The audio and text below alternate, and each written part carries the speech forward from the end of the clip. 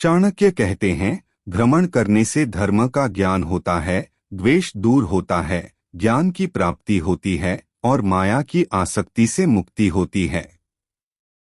पक्षियों में कौवा नीच है, पशुओं में कुत्ता नीच है। जो तपस्वी पाप करता है वो घिनौना है, लेकिन जो दूसरों की निंदा करता है वह सबसे बड़ा चांडाल है। राख से घिसने पर पीतल चमकता है, तांबा इमली से साफ होता है, औरतें प्रदर से शुद्ध होती है, नदी बहती रहे तो साफ रहती है। राजा, ब्राह्मण और तपस्वी योगी जब दूसरे देश जाते हैं तो आदर पाते हैं, लेकिन औरत यदि भटक जाती है तो बर्बाद हो जाती है। धनवान व्यक्ति के कई मित्र होते हैं, उसके कई संबंधी भी होते हैं। धनवान को ही आदमी कहा जाता है और पैसे वालों को ही पंडित कहकर नवाजा जाता है। सर्वशक्तिमान के इच्छा से ही बुद्धि काम करती है, वही कर्मों को नियंत्रित करता है, उसी की इच्छा से आसपास में मदद करने वाले आ जाते हैं।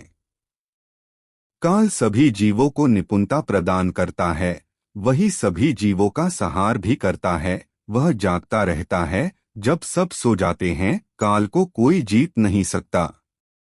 जो जन्म से अंधा है वो देख नहीं सकते, उसी तरह जो वासना के अधीन है वो भी देख नहीं सकते। अहंकारी व्यक्ति को कभी ऐसा नहीं लगता कि वह कुछ बुरा कर रहा है, और जो पैसे के पीछे पड़े हैं उनको उनके कर्मों में कोई पाप दिखाई नहीं देता।